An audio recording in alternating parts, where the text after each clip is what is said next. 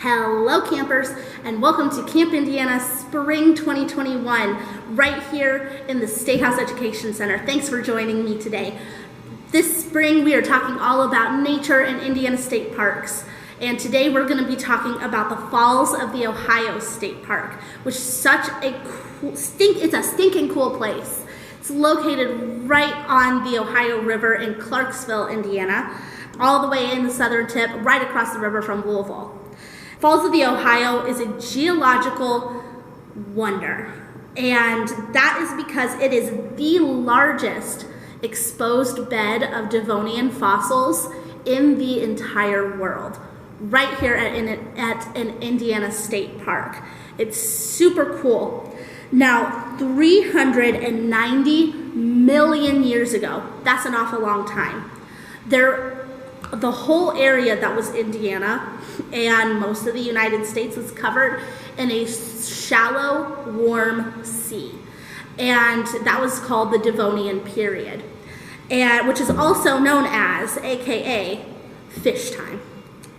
Or they called it the age of the fishes. Area was covered in a large diversity of fish, mollusks, which is like snails, slugs, oysters, trilobites, and coral reefs covered the area. However, a large extinction event happened 375 million years ago, affected organisms living in shallow seas. So unfortunately, all of that stuff died out, and their skeletons were forever saved in stone as fossils that you can now see at the park. So when the water's low enough in the Ohio River, which happens quite often, you are able to walk out to where the shallow sea was, and it's just a huge, you see fossils everywhere you look. And it's super cool, but one thing that's important to know is that if you see a fossil there, leave it there for other people to see. So there's places at the park where you can pick up fossils to take home. Just don't take them from the beds. So that's for everybody to enjoy. And it's super cool that we have the largest exposed bed from that time period.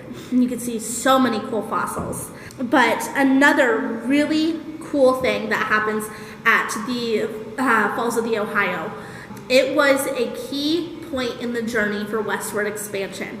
It's not as big as Freedom, Missouri or anything like that, but it's still really interesting, especially in the tale of Lewis and Clark.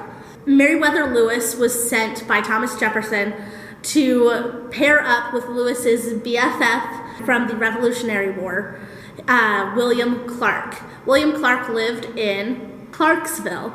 So Meriwether Lewis had a huge keelboat made. A keelboat is just a gigantic wooden boat that was meant to go down rivers.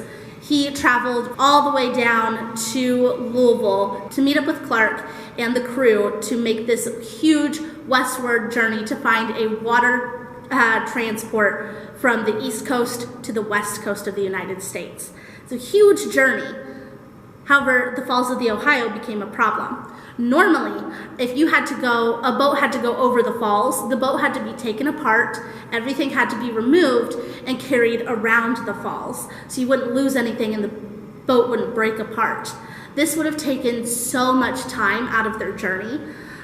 They had some really capable crewmates in Louisville and Clarksville who were able to ride that boat over the falls without having to take it apart, and it saved them so much time. So it's such a really cool thing. If you go down to the Falls of the Ohio, they have a really cool statue of Lewis and Clark.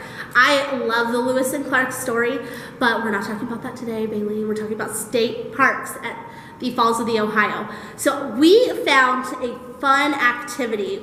I'm going to shout out Miss Renee once again. She made this really cool basket, and this is something that you can do at home with some sticks and some bark, and this is a vine and just some hot glue. Now, this is something that You can make maybe to go and look for fossils. Of course, we don't take it from the fossil bed. They have some picking areas. You can put some fossils in there. Maybe this is something that would have been helpful to Lewis and Clark on their journey out west, to find some berries or some food or something like that. And you can carry this around. So what you do is all of these sticks were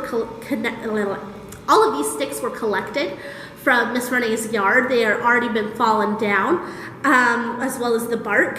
This is an invasive species of a vine, so Miss Renee just cut it up and used it as her handle, and it is super cool. You just glue them together in a stacking area. I would love to see if you make a basket like this, or if you could think of another way to make a basket out of nature things. That would be super cool. I'd love to see that. Please share that with us on our social media, which you can find right here.